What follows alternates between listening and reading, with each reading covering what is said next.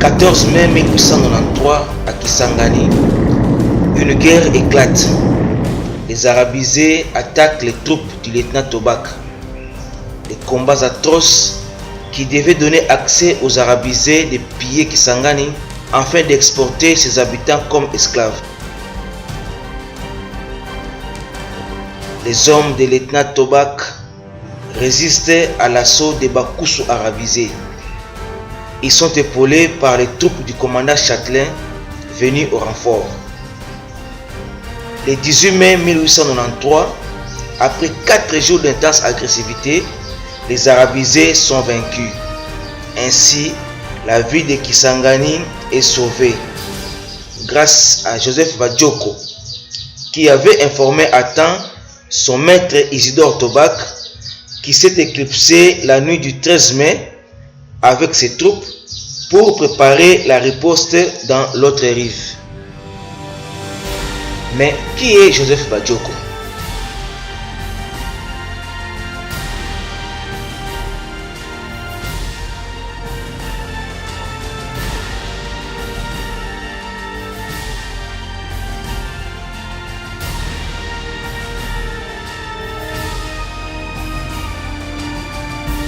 L'histoire de Joseph Badioko est étroitement liée à celle de son père, Ngemba Mata Boyke, né en 1810, décédé en 1886.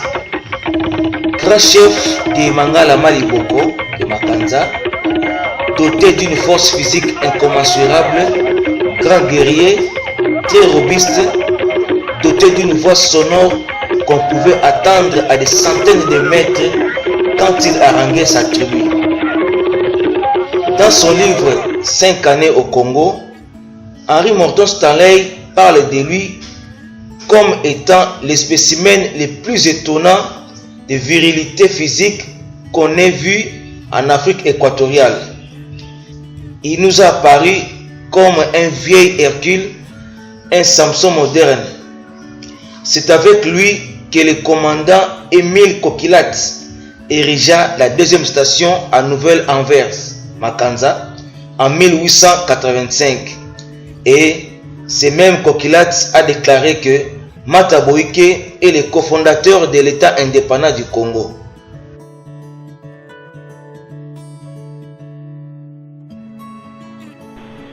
Bodioko Lokole, de son vrai nom, est né à Ifondo en 1868.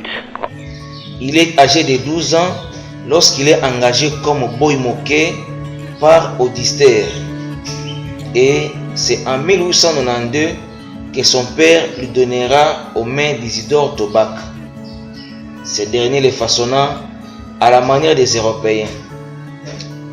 Tour à tour, il devient marmiton, lavandier, professeur des dialectes locaux et ensuite agent de renseignement. C'est par son intelligence que son maître, lieutenant Tobak, le fait habiter chez les arabisés. C'est lui qui informa le lieutenant Tobak du complot des arabisés de l'assassiner ainsi que les autres expatriés.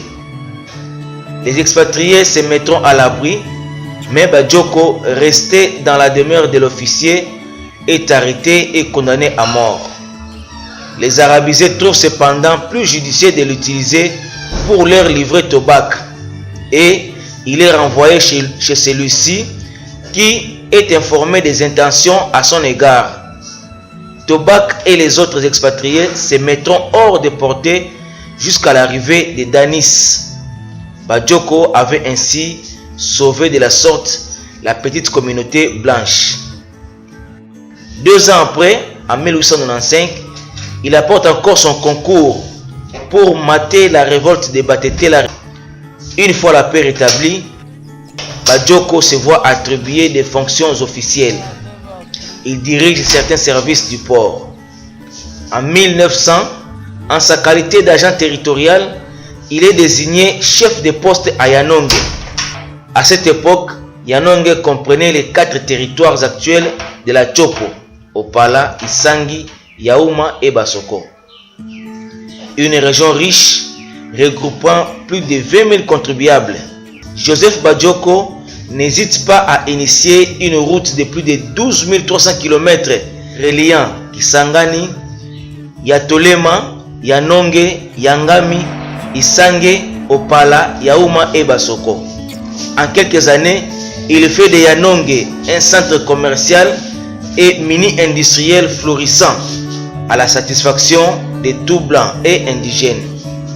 Le gouverneur de l'État indépendant du Congo de l'époque, Adolphe Melemester, a dit de lui, je cite, « Il a obtenu dans la région de Yanonge des résultats dont un blanc d'un mérite supérieur à la moyenne tirerait une légitime fierté. » À vrai dire, il assuma avec compétence les fonctions d'un administrateur d'un vaste territoire qu'on ne pouvait imaginer.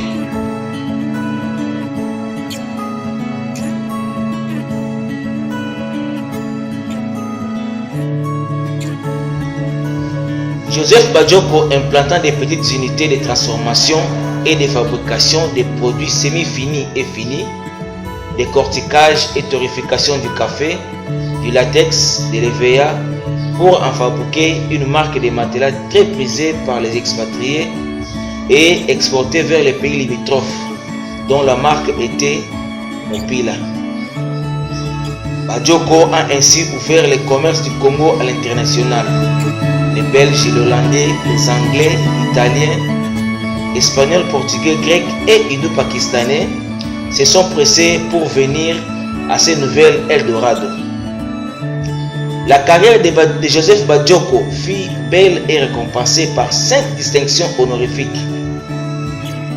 Médaille d'argent de l'Ordre du Lion en 1906, médaille d'or de l'Ordre du Lion le 21 mars 1903, médaille d'or de l'Ordre de l'Étoile africaine le 24 mai 1913, chevalier de l'Ordre national de Léopold II le 7 avril 1934, chevalier de l'Ordre du Lion le 21 octobre 1950. Cette dernière lui a été attribuée 9 jours avant sa mort. Par ce décret royal, le souverain belge reconnut la double nationalité de Joseph Badioko, qui de ce fait jouirait pleinement de ses droits et avantages sociaux en qualité de citoyen belge. A noter aussi qu'il a été reconnu sociétaire des sociétés de chartes qui furent créées au Congo.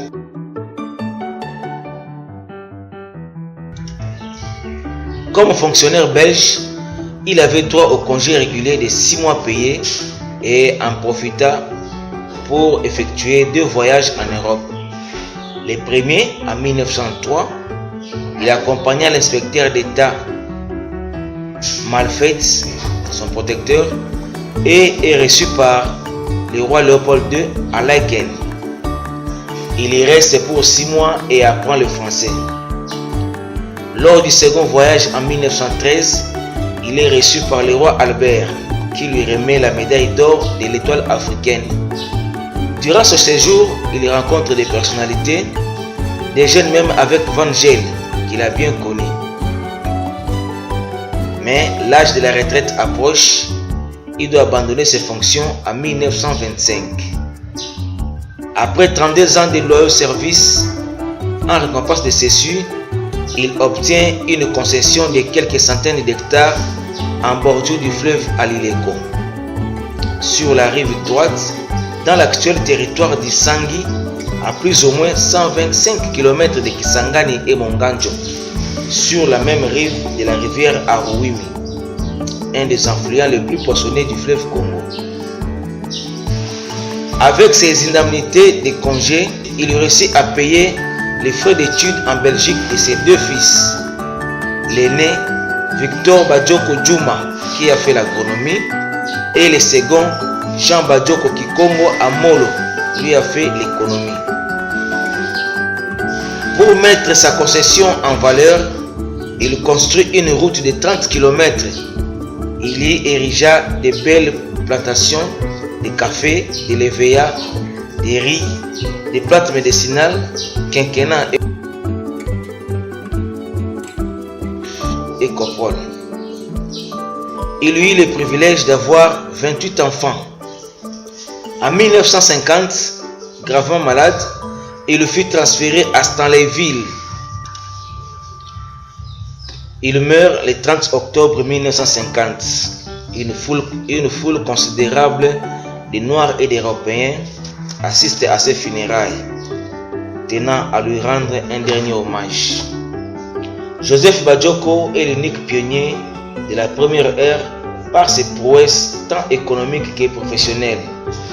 41 ans de loyal service, sans aucune défection, 25 ans à l'État indépendant du Congo et 16 ans au gouvernement de la colonie.